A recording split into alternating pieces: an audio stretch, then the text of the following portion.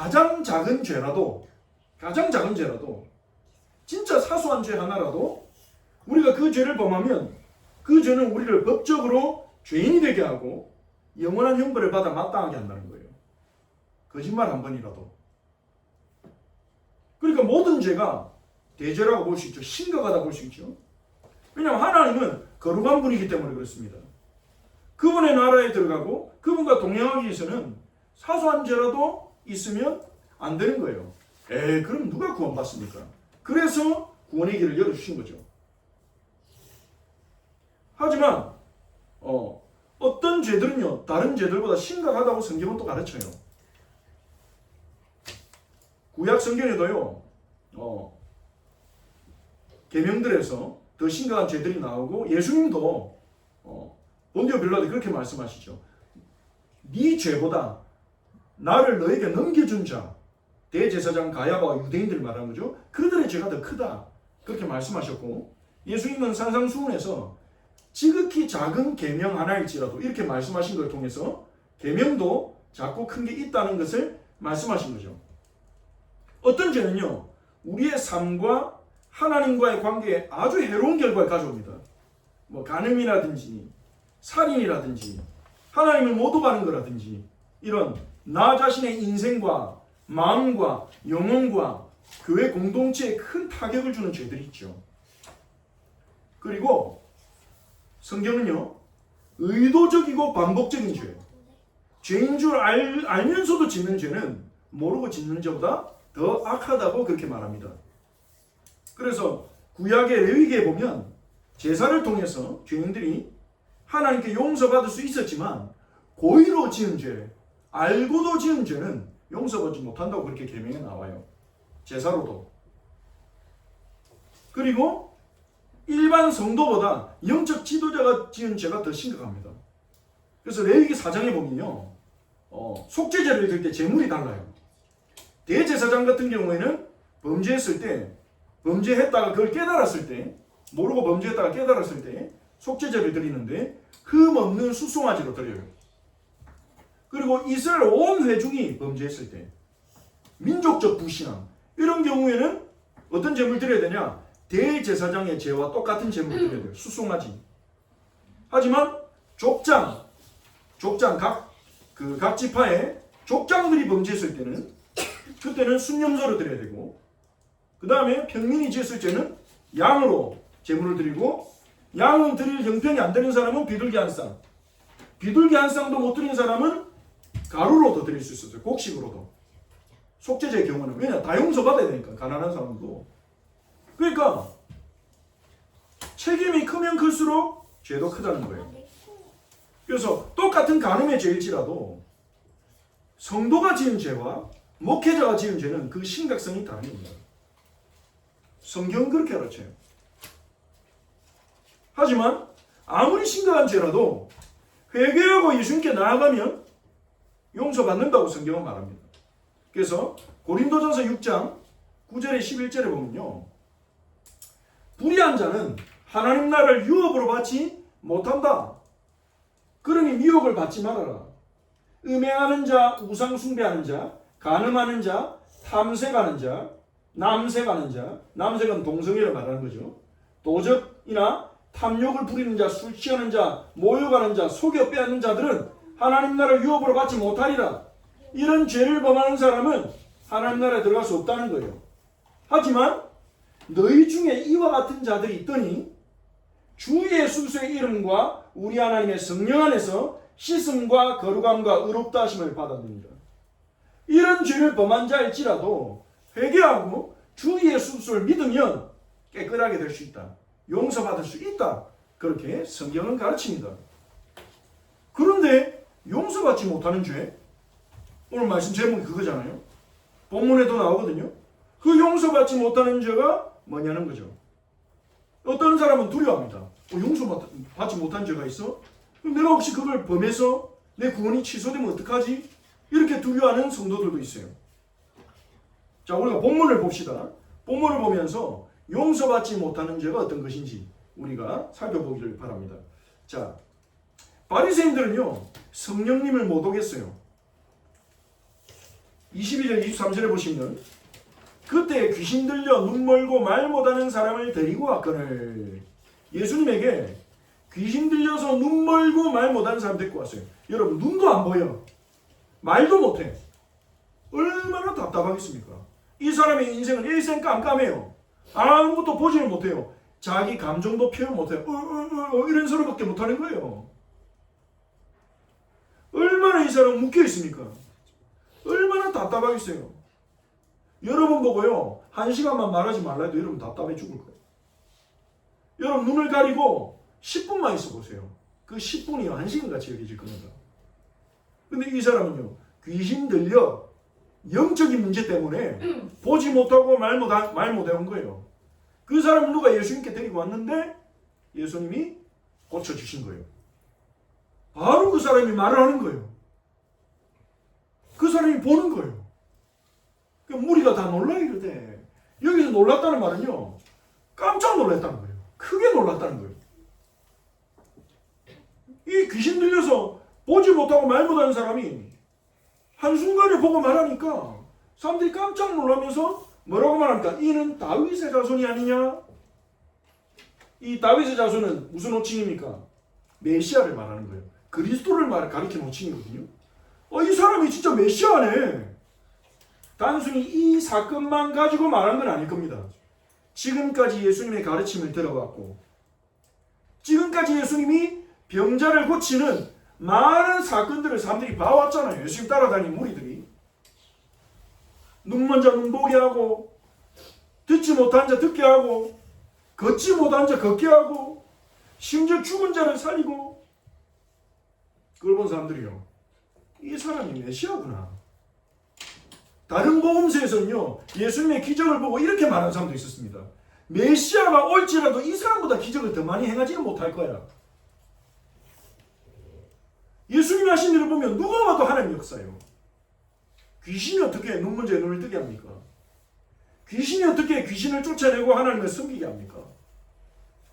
성령의 역사를 본 거예요. 그런데 바리새인들이 그 얘기를 딱 듣고 뭐라고 합니까? 아니야. 저 사람은 귀신의 왕 바알세부를 힘입어 귀신 쫓아내는 거야. 성령의 역사 아니야 저거는. 전 악령의 역사야. 귀신의 역사야. 이렇게 말하는 거예요. 이 바리새인들 역시도요 예수님의 가르침을 들었지 않습니까? 얼마나 자세히 들었겠어요. 조사하려고 고발하려고 꼼꼼하게 들었을 거예요. 이 바리새인들은 구약을 오랫동안 공부한 사람이기 때문에 예수님의 가르침을 머리로 알아들은 사람도 있을 겁니다. 대부분이요. 그리고 예수님의 기적을 봤잖아요. 하나님이 아니구나 하실 수 없는 기적을 봤잖아요. 묶인 자를 자유케 하고 우리가 지난주에 봤던 본문에 나온 것처럼 이사야 선지자가 예언한 것처럼 상한 갈대를 꺾지 아니하고 꺼져가는 등불을 끄지 아니하고 보지 못하고 듣지 못하고 걷지 못하고 질병과 어둠의 권세에 묶인 자들을 해방하셨잖아요. 그걸 다 봤단 말이에요. 승리의 역사를 다 봐놓고도 고의적으로 그 진리를 억누르고 아니야 거부했습니다. 설명이 필요하나요? 사람들은 예수님 보고 저 사람 메시아다. 다윗의 자손이 아니면 어떻게 저렇게 할 수가 있어? 이런데 거기에 대한 설명이 필요하잖아요. 그래서 바리새인들은요 뭐라고 억지로 주장하냐? 저 귀신 쫓아내고 병 고치는 거는 귀신의 왕 바알세불의 힘을 빌린 거예요. 하나님 역사 아니야. 왜 그렇습니까? 자기들이 믿고 있는 믿음 속에서는요 하나님 역사가 아닌 거예요. 왜냐하면 자기들이 지킨 대로 예수님 안식일 안 지키죠. 자기들이 믿고 지키는 것들을 예수님이 인정하지 않잖아요. 그러니까 그들은요 예수님을 머리로는 예수님 말이 맞다는 거 알지만 하나님 역사를 봤지만 그거를 고의적으로 밀어내고 거부하는 거예요. 이게 얼마나 완악한 상태입니까? 그래서 말도 안 되는 주장을 하는 겁니다. 자기만 예수님 안 믿는 게 아니라 다른 사람들조차도 예수님 안 믿게 하는 거예요. 저 귀신의 역사야. 귀신의 왕 바알세불이 하는 거예요. 저거는 악한 거야. 저 사람 따라가면 안 돼. 이렇게 주장하는 겁니다. 성령의 역사를 못 오겠습니다. 귀신의 역사를. 성령을 못 오가고 거행하는 죄는 용서받지 못하는 죄라 예수님 말씀하셨어요. 이 바리새인들의 주장에 대해서 예수님이 말씀하시는데요. 예수께서 그들의 생각을 아시고 이르시되 스스로 분쟁하는 나라마다 황폐해질 것이요 스스로 분쟁하는 동네나 집마다 서지 못하리라. 만일 사탄이 사탄을 쫓아내면 스스로 분쟁하는 것이니 그리하고야 어떻게 그의 나라가 서겠느냐. 예수님이 바리새인들의 주장의 모순을 지적하시는 거예요. 첫 번째, 얘들아, 스스로 분쟁하는 내부 분열이 일어난 나라는 어떻게 그 나라가 설 수 있겠냐. 한번 생각해 보세요. 나라 안에 왕과 신하들이 늘 싸운다. 자기들끼리. 그 나라가 잘 되겠습니까? 아니요. 망하는 거예요. 아니. 가정이 있는데 엄마 아빠가 맨날 싸워. 서로 미워하고 막 죽이고 싶어하고 애들도 엄마 말 안 듣고 늘 싸워. 그 집에 행복이 오겠습니까? 아니요. 아니요. 그 가정은 망할 수밖에 없는 거예요. 그래서 무너진 가정에서 자라난 다음 세대들이 범죄나 이 문제 속에 문제에 대해서 더 취약한 거예요. 예수님이 그건 말이 안 된다. 사탄이 사탄을 쫓아내면 바리새인들아 너희들 말대로 귀신의 왕이 귀신을 쫓아내면 이 사단의 나라가 어떻게 서겠냐. 말이 안 되지 않냐. 예수님이 첫 번째로 말씀하셨고 두 번째로 마태복음 12장 27절에 그리고 내가 바알세불을 힘입어 귀신을 쫓아내면 너희 아들들은 누구를 힘입어 귀신 쫓아내냐? 여기서 너희 아들들은요 유대인들을 말하는 겁니다. 유대인들 중에도 귀신 쫓아내는 그걸 보고 축귀사역이라 하거든요. 축귀사역자들이 있었던 것 같아요. 그러니까 바리새인들도 귀신을 쫓아내는 것에 대해서는 문제 삼지 않았어요. 왜냐하면 그 일들은 종종 일어나니까. 그런데 예수님이 성령의 능력으로 귀신 쫓아내신다는 것에 대해서 거부를 한 거예요. 그러니까 예수님이요. 뭐 귀신의 왕을 힘입어 내가 귀신 쫓아낸다고? 그러면 너희 유대인들 중에 있는 축기사역자들은 누구를 힘입어 쫓아내는데 걔들도 귀신의 힘으로 쫓아내냐? 그들이 너희를 비판할 거야. 그들이 너희의 재판관이 될 거야. 그건 말이 안 돼. 이 말이에요.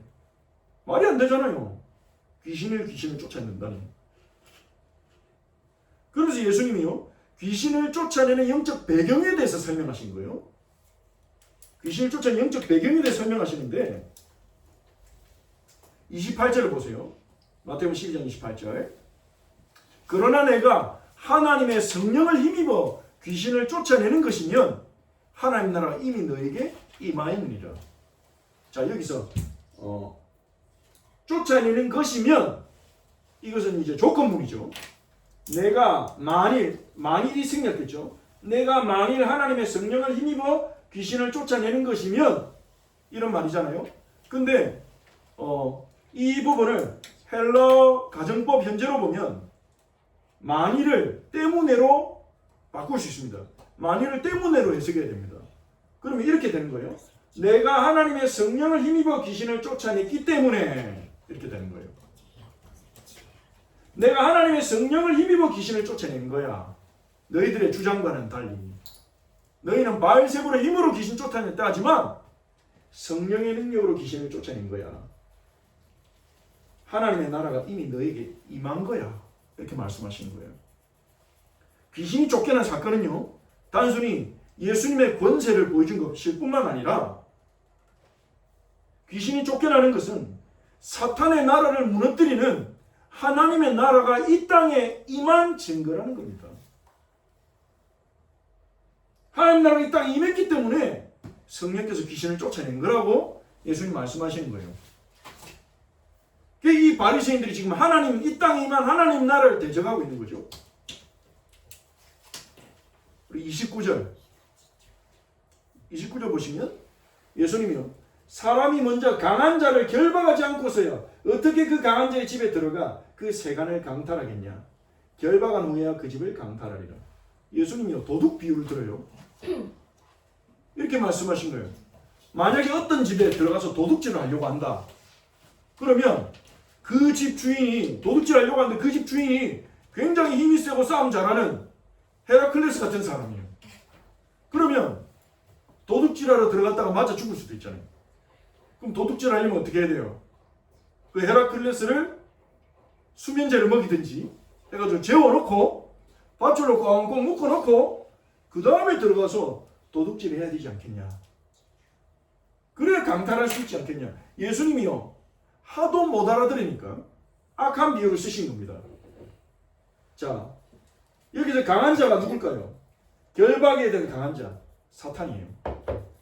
사탄을 결박하지 않고서야 어떻게 그 강한 자의 집은 뭘 말하겠습니까? 사탄의 나라. 이 세상이 사탄이 다스리는 사탄의 나라가 돼 있잖아요. 사탄이 정치, 경제, 문화를, 교육을 딱 잡고 다음 세대에게 계속해서 어둠의 문화, 흑암 문화를 자꾸 심어주고 있어요. 가치관이 무너지고 있어요. 뭐가 선인지 악인지 모르게 만들고 있어요. 전 세계 유명 대학에서는요, 전 세계에서 똑똑한 학생들이 모이는 대학에서는요, 뭐라고 가르친 줄 압니까? 선과 악의 기준은 자기가 정한다. 아무도 강요할 수 없다.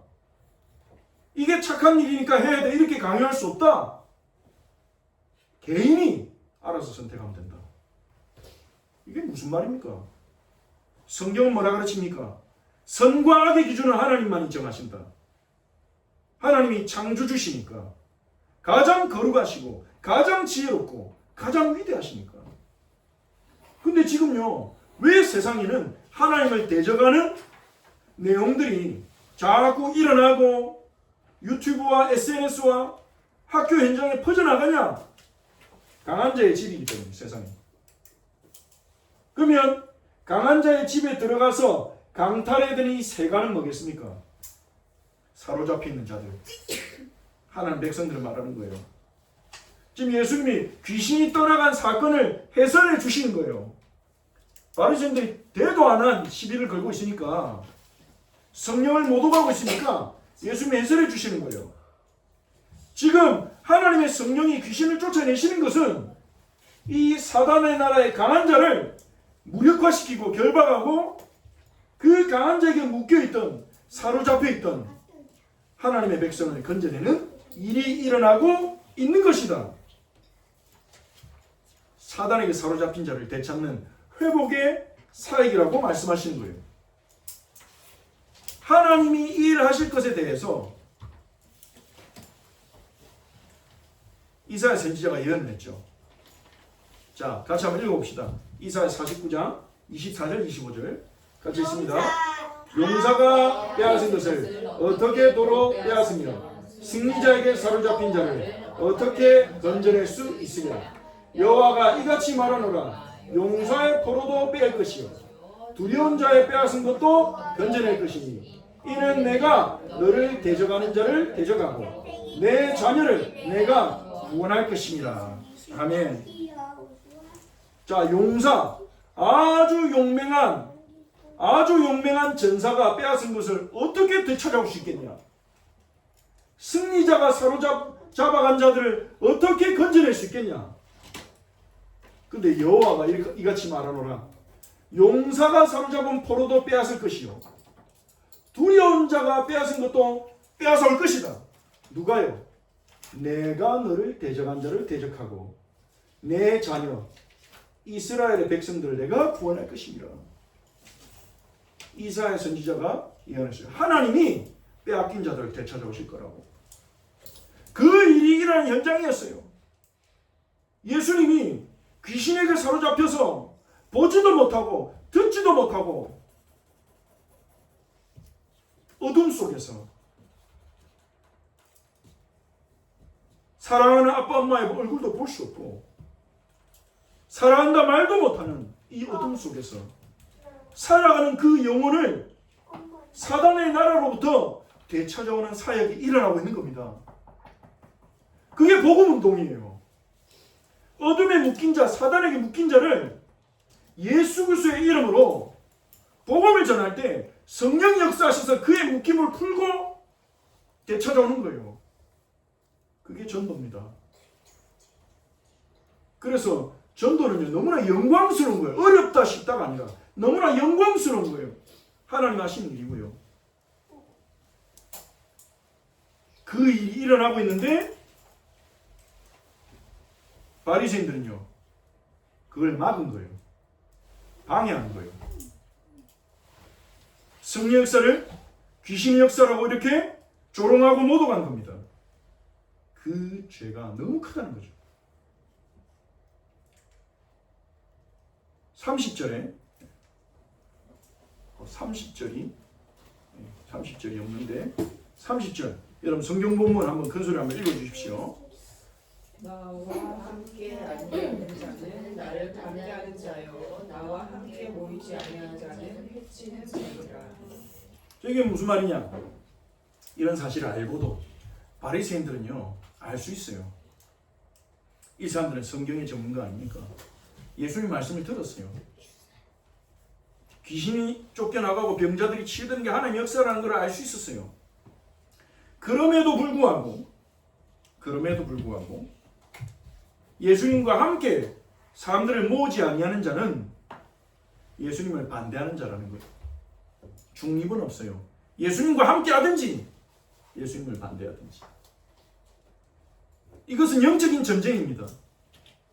예수님의 편에 서지 않는 것은요 사단의 편에 서는 것과 같은 거예요. 그리고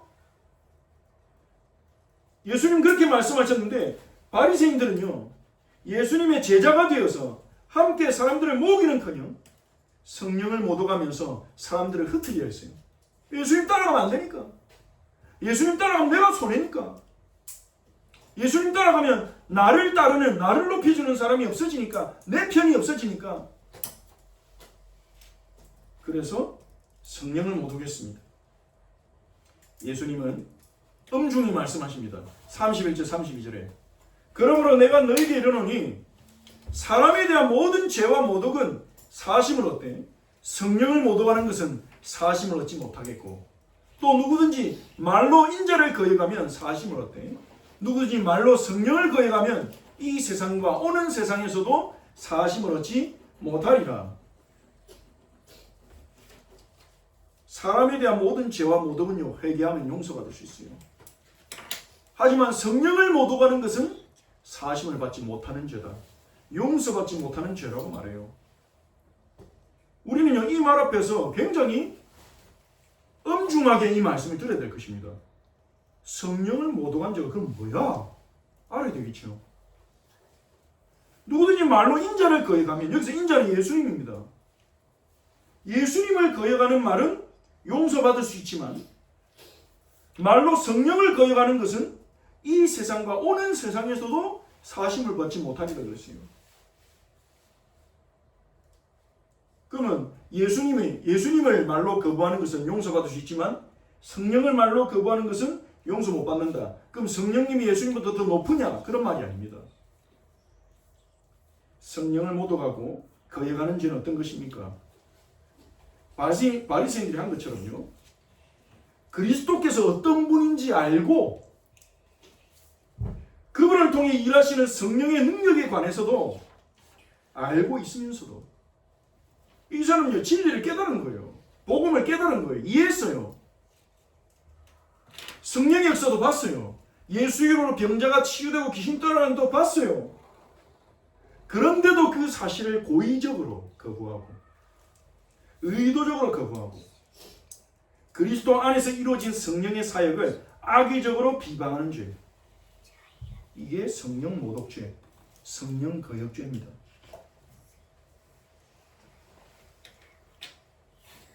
그리스도 어떤 분인지 몰라서 거부하는 게 아니라 그 사람은요 그리스도 알게 되면 회개할 거예요.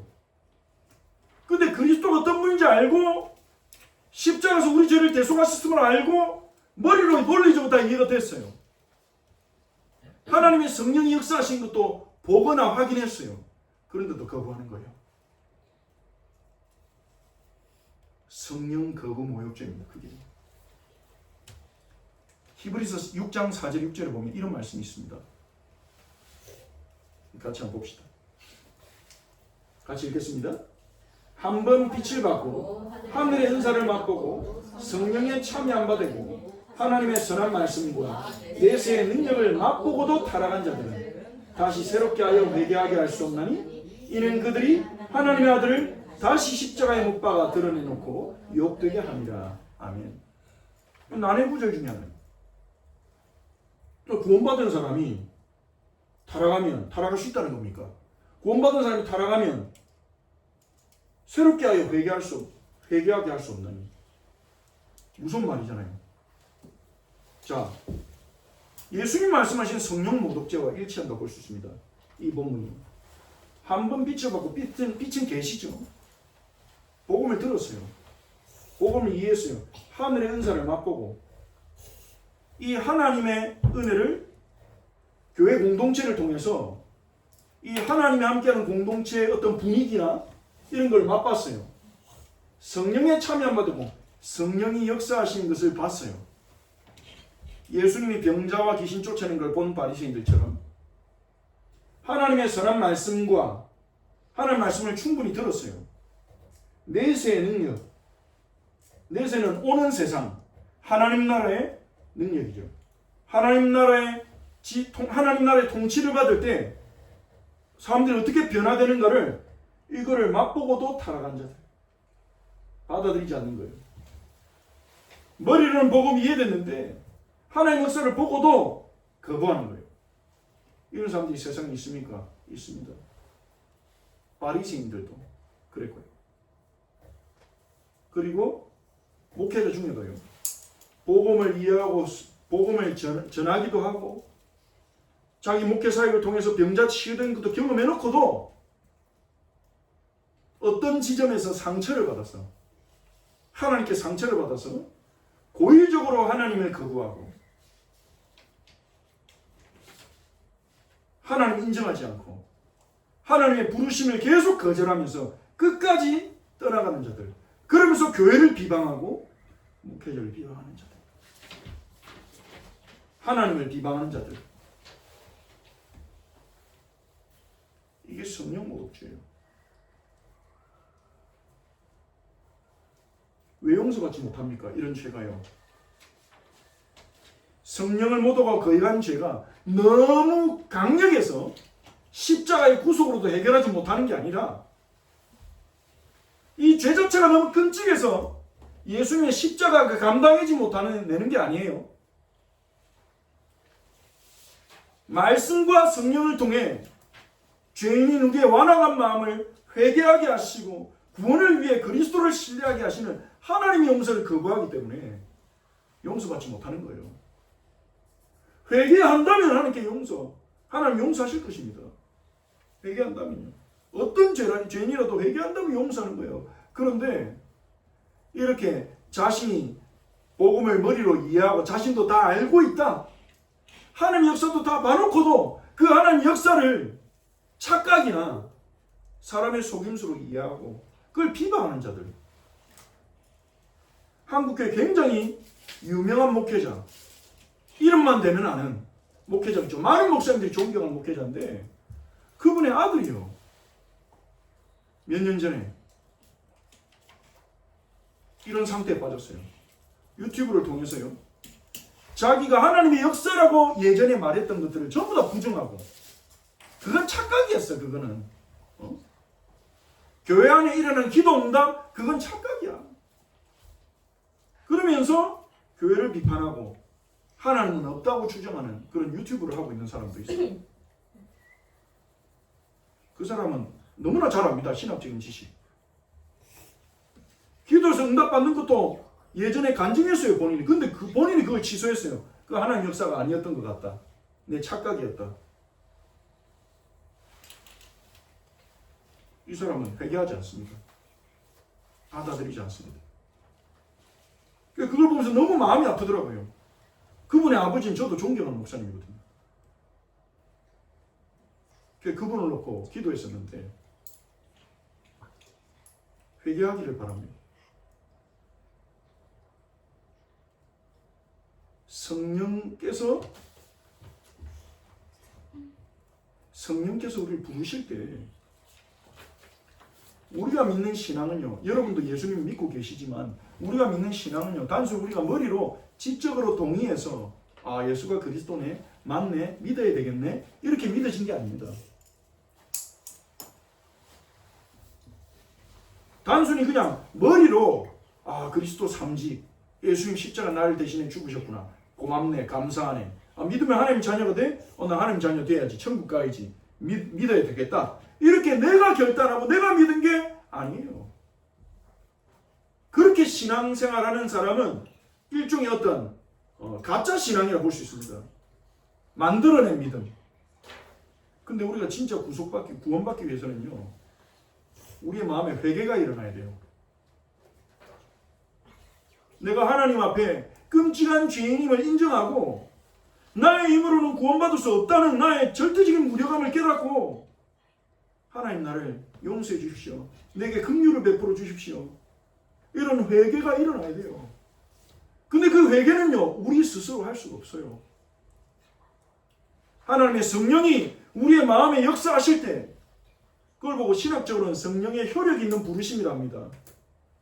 성령이 우리를 부르실 때 우리는 우리의 죄를 깨닫고, 우리가 우리 죄를 깨달을 때 회개하고, 그리고 성령께서 우리의 마음에 우리의 구원을 위해 오직 예수 그리스도만 내가 믿어야 되는구나, 그 사실을 인정하고 그것을 신뢰하게 하실 때 우리는 구원에 이르는 믿음에 도달하게 되는 거죠.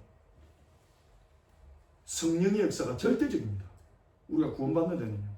성령이 도와주시면 좋고 안 도와주시면 할 수 없고가 아닙니다. 절대적입니다.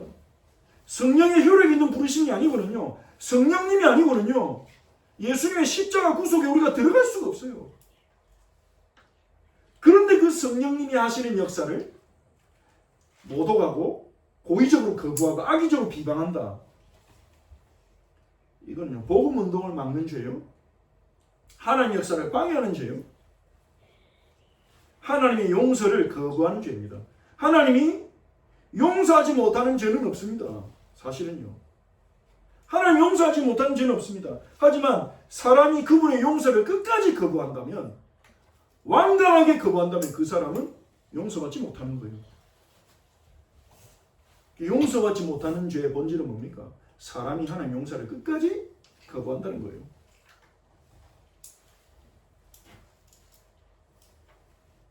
근데 이게 우리가 생각해봐야 될 지점은요, 바리새인 같은 경우에는 대놓고 거부했어요. 대놓고 모독했어요. 근데 교회를 다니면서 종교생활하면서 예배는 드려요. 예배드릴 때 성경도 읽어요. 찬송도 불러요. 헌금도 해요. 왜 못합니까? 교회 헌금. 절에 다니면서 시주도 할 수 있는데, 자선단체 기부도 하는데, 식당 가서 밥값도 낼 수 있는데 왜 교회 가서 헌금 못하겠습니까? 헌금도 해요. 봉사 왜 못하겠습니까?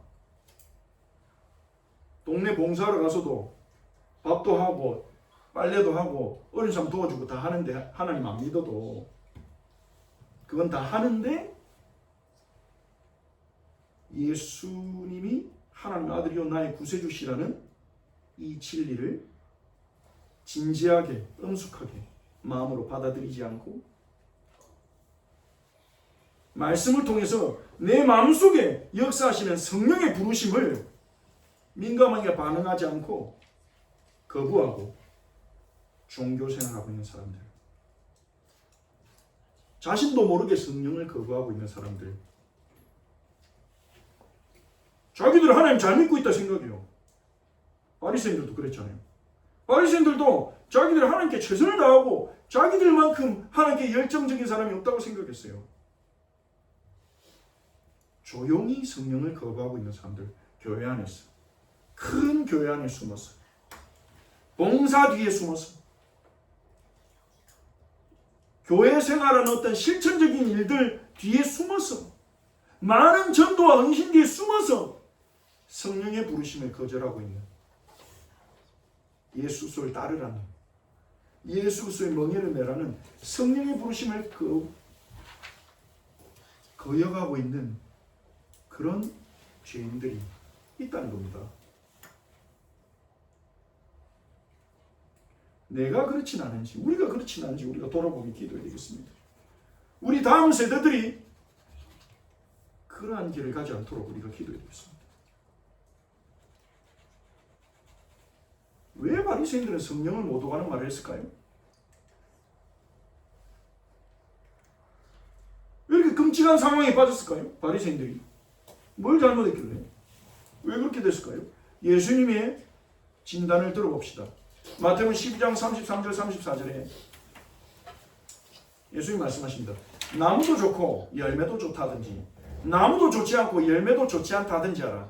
마태복음 7장에도 나무 비유가 나왔죠. 거짓 선지자에 대해 얘기하실 때 열매를 보고 그 나무를 알리라 이 말이잖아요. 예수님이 동일한 예화를 쓰십니다. 열매로 나무를 아느니라. 바리새인들이요 성령을 못 오가는 말을 한 것은 그 열매를 맺은 것은 그들이 나쁜 나무기 때문에 그렇습니다. 그들이 나쁜 나무기 때문에. 예수님은 독사의 자식들이라고 말합니다. 성령을 못 오가는 죄를 지은 바리새인들에게 독사의 자식들아. 그들은 사단의 편에 서 있는 자예요. 너희는 악하니 어떻게 선한 말을 할 수 있냐? 그들의 마음이 존재가 악하기 때문에 선한 말을 할 수가 없다는 거예요. 마음에 가득한 것을 입으로 말합니다. 우리 입술에 나오는 말들이요. 장난친다고 하는 말도 있고 별 생각 없이 나오는 말도 있지만 우리의 마음에 담아둔 것들이 우리 입으로 나오게 되어 있습니다.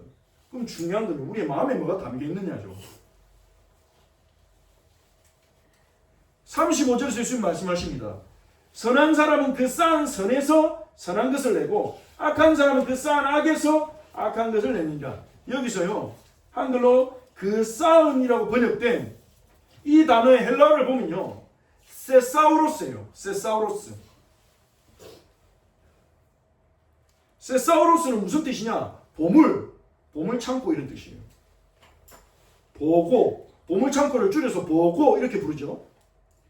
선한 사람은 선의 보물 창고에서 선한 것을 꺼낸다. 선한 사람은 마음속에 선한 보물 창고가 있는 거예요. 마음속에 보물 창고에 선한 것들이 가득 차 있는 거예요. 그러니까 말을 해도 선한 말이 나와요. 행동을 해도 선한 게 튀어나와요. 그런데 악한 사람은 마음속에 있는 보물 창고에 악이 가득하다가 말로 행동으로 악이 튀어나온다는 거예요. 예수님이 말씀하신 게 뭡니까?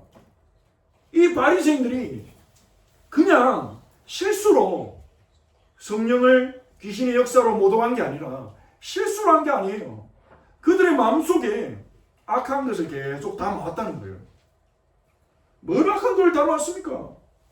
이 바리새인들은요 바리새인의 멍에를 메고 바리새인의 멍에를 맨다는 말이 뭡니까? 바리새인의 전통과 신학을 믿은 거예요. 바리새인의 전통과 신학을 딱 믿고 그 신학을 가지고 열심히 성경 읽고 열심히 공부하고 열심히 실천했어요. 여러분 열심히가 중요한 게 아닙니다. 열심히 중요하지만 열심보다 더 중요한 게 은혜예요. 열심보다 더 중요한 게 진리입니다. 바리새인들이 열심히 바리새인의 멍에를 자신의 마음속에 담아온 거예요. 안식일에는 39가지 하면 안 되는 게 있어. 안식일은 일하지 않는 날이야. 절대 39가지는 하면 안 돼. 용도 고쳐줘서 안 되고 주수도에서도 안 되고 너무 많이 걸어서도 안 되고 너무 무거운 거 들어서도 안 되고 하나님 안 기뻐하는 거야. 잘못된 신앙. 하나님이 안식일을 통해서 가르치고자 한 것은 안식일에 너희도 쉬고 다른 사람 쉬게 해줘라. 긍휼과 자비를 베풀어라. 이게 주님의 뜻인데 주님의 뜻이 아니라 자기들의 전통과 해석으로요. 자기 의를 쌓는 자기 의. 우리 스스로 의로워져서 하나님께 가보자. 이건요 창세기 11장의 바벨탑 정신하고 똑같잖아요. 우리가 저 탑을 쌓아서 저 하늘까지 가보자. 우리 할 수 있어. 갈 수 있어. 흩어지지 말자. 바벨탑 정신이 바리새인 안에 그대로. 그 바벨탑 정신이 어디서 시작됐습니까? 창세기 3장. 뱀이 여자에게 말했던 메시지. 너희가 하나님처럼 될 수 있어. 네가 하나님처럼 될 수 있어. 하나님 믿지 마. 하나님 의지하지 마.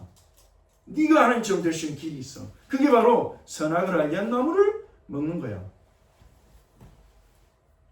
자기의. 바리새인들은요, 자기 의를 쌓으려고, 자기 의를 쌓아서 하나님께까지 가려고 하나님의 의, 하나님의 약속을요 저버린 거예요. 그건 무서운 교만입니다. 바리새인들이 마음에 보물 창고에 담아온 거는요 교만이에요. 교만. 우리는 의로워질 수 있어. 바리새인은 의로워질 수 있어. 바리새인들이 시킨 대로, 가르친 대로 믿으면 의로워질 수 있어. 좀 더 열심히 율법을 지키면 돼. 좀 더 기도 많이 하면 돼. 좀 더 회개 많이 하면 돼. 그것을 자기 마음에 꾹 담아온 거예요. 그 교만.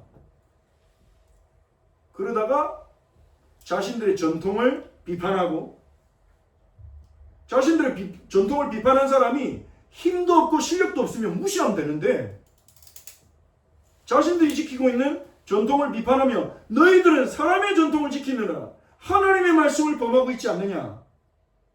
이 말씀하는 예수께서 병자를 고치고 죽은 자를 살리고 귀신 쫓아내니까요. 바리새인들의 교만한 마음에서 악이 확 튀어나온 겁니다. 어떻게 악이 튀어나왔습니까? 저건 귀신의 역사야. 저건 악한 거야. 저 사람 따라가면 안 돼. 머리로는 진리를 알면서 마음에 무엇을 담아놓느냐. 여러분 마음에요, 예배를 드릴 때마다 여러분 마음에 겸손이 담기기 바랍니다. 하나님,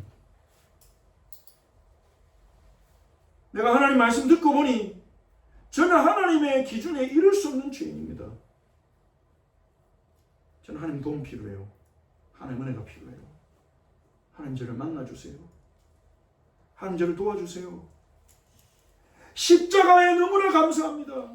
하나님 아들이 십자가에서 나를 위해 죽어주셔서 하나님 만나는 길을 내주셔서 너무나 감사합니다. 찬양합니다. 할렐루야.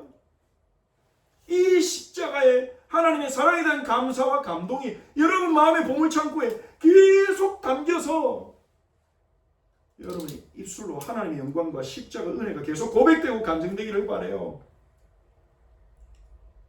근데 이 바리새인들은요, 안타깝게도 자기 마음의 보물창고에다가 악을 계속 담아놓은 거예요. 열심히. 그것도 열심히. 지금도 많은 사람들이 이단과 사입이 복음에 진리 없는 교회를 다니면서 종교생활하면서 자기의 거짓된 교리, 그걸 열심히 담고 있습니다.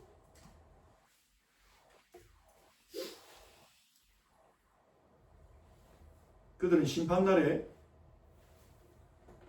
하나님 앞에 심문을 받게 될 것입니다. 사람이 무슨 무익한 말을 하든지, 무익한 말을 하고 성령을 모독하고 했던 것에 대해서 책망을 받게 될 것입니다. 네 말로 의롭다함을 받고 네 말로 정죄함을 받으리라. 여러분, 여러분의 입술로 고백했습니까? 하나님, 나는 죄인입니다. 하나님과 함께할 수 없는 죄인입니다. 그런데 하나님이 나를 사랑하셔서 하나님의 하나뿐인 아들을 이 땅에 보내주시고, 그분이 바로 예수님이고, 예수님께서 나를 대신하여 십자가에 못 박혀 죽으시고 피 흘리셨기 때문에 제가 구원받았음을 믿어요. 그 사랑에 감사드립니다. 여러분이 입술로 그 고백을 할 수 있다면 여러분은 마지막 날 의롭다 하나님 앞에 인정받게 될 것입니다. 하지만 진리를 듣고도 하나님의 역사를 보고도 교회를 다녔어도 그 고백이 안 나온 자들, 정죄받게 될 거예요. 다른 말을 한 자들. 결론입니다. 성령의 부르심의 길을 기울입시다. 성령님 우리를 부르십니다. 성령님 우리를 부르십니다. 우리의 마음속에서 우리를 부르십니다. 우리는 성령을 거부하는 자가 되지 말고요, 성령을 거역하는 자가 되지 말고 성령의 부르심에 귀를 기울이고 성령께 순종한 자가 됩시다. 어떻게 해요? 첫 번째 1번 같이 읽어봅시다. 자, 다음 세대들도 같이 읽어봐요. 시작. 날마다 성경을 읽고 묵상하고 마음에 새깁시다. 여러분 마음의 보물창고에다가 성경 말씀을 자꾸 집어넣으세요. 여러분 마음의 보물창고에. 그러면요 성경 말씀이 툭툭 튀어나와요. 여러분 입술로, 여러분 삶으로. 그리고 여러분이 성경을 읽고 묵상하고 마음에 새길 때 성령님께서 여러분 마음에 말씀하시기 시작하십니다. 어느 날 그 음성 따라가면 우리는 승리해요. 두 번째 시작. 날마다 예수님을 높이며 더 알아가고 닮아가고 증거합시다. 성령님의 목표예요.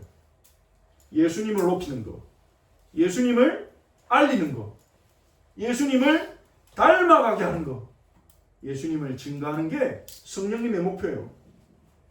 우리가 이 성령님이 원하시는 방향으로 갈 때 성령님의 부르심에 더 우리가 들을 수 있겠죠. 세 번째 시작. 날마다 기도에 힘씁시다. 여러분 날마다 기도하는 시간 꼭 가지기 바랍니다. 시간을 정하시고요. 여러분 기도하는 시간을 몇 시에 기도한다 이것만 정하지 말고 몇 분 동안 내가 기도하겠다 그거 정하세요. 처음엔 조금씩 기도해야 됩니다.